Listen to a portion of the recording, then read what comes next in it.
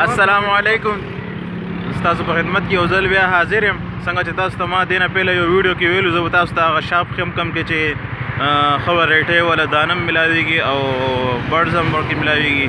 نو نن به ورځو هغه شاپ په تاسو ته ښیم او موږ په دې وخت کې فلحال په کوډي ته راورسېدو او دا ما سره دا مې کیمرامین را روان کړی شعیب او ورځو او هغه سره به ګپ شپ هم لګو او دوا کوي چې دکان کولاو وي هغه سره به ګپ شپ هم لګو او تاسو ته به برډز هم ښایو او یو څو تپوسونه به هم ترې کوو.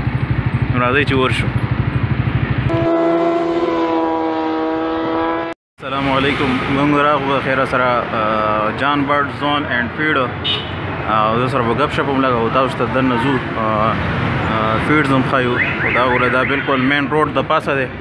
د نوخار جی ټي روډ چې کوم دی مین روډ د پاسه دی بالکل د گیټ نمبر 2 گورنمنٹ های سکول نمبر 1 نوشهره کینټ ته مخامخ بالکل د سټیډیم سره بالکل خوا کې دی.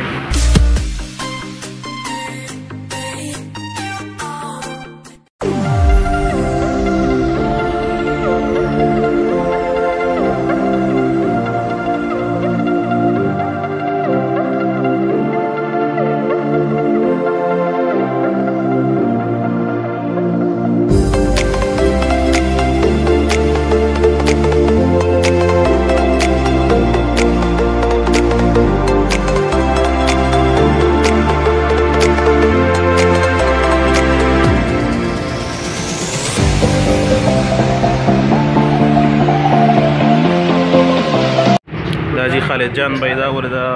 ولاړ دی او د سره کیلشیم بلاک اریو کیلشیم سره موجود دی او ته کم قسم میډیسنز پکاري میډیسن د سره اویلیبل دی. دا بوکسونه هم دي ورسره او دانم د ورسره تاسو سره اریو دانم ملاویږي باجرا غنم او نور چڼې وغیره دا ولې دا کونترو دپاره کنګ نه هر یو شی به تاسو دلته کې ملاویږي او دلته کې پارټس کوم دي د اوبو د لوښي موښي دا هم دلته کې اویلیبل دي او هینډ فیډس چې کوم پاوډر دي هم دلته کې اویلیبل دي. دلته کې به تاسو ته دا په نوخار کې یو واحد دا دکان دی چې دلته به تاسو ته هر یو شی ملاویږي. نوخار کې نه بلکې کې پي کې به داسې شاپ تاسو ته ملاو نه شي او دا سٹارټنګ دی. دا دلته لا مال را روان دی او موږ به خالد جان بھائی سره هم ګپ شپ لګو. خالد جان بھائی تاسو ته څه ویل غواړئ؟ نو بس زموږ کوشش دا دی چې موږ نوخار کې دلته ښه سیډ او ښه اکسسریز دلته به دوی ته ښه ریټونو باندې پرووایډ کړو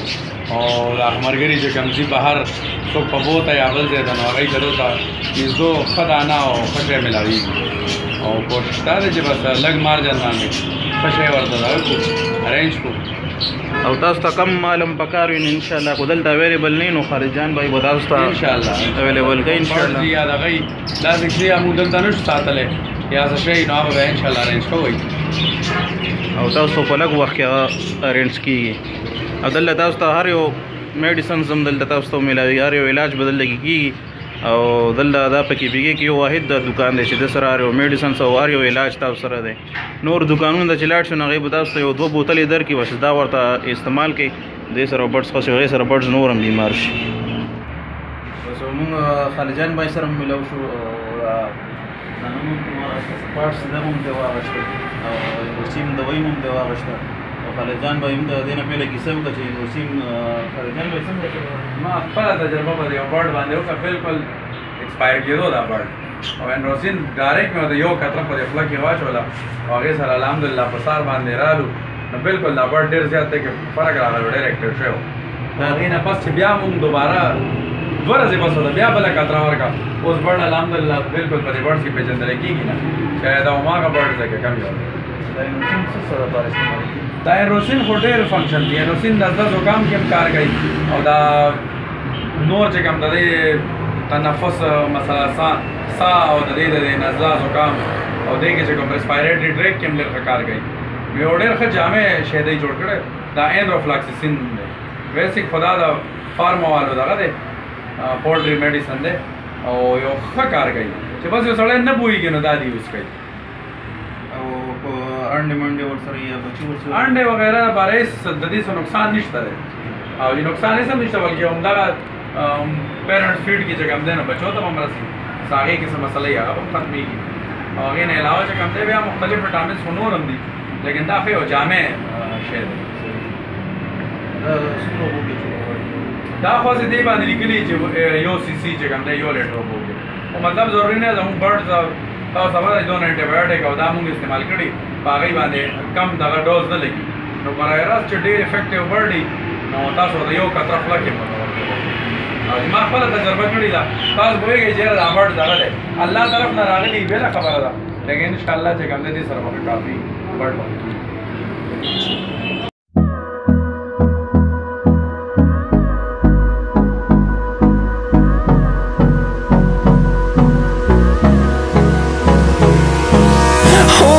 Close till I get up.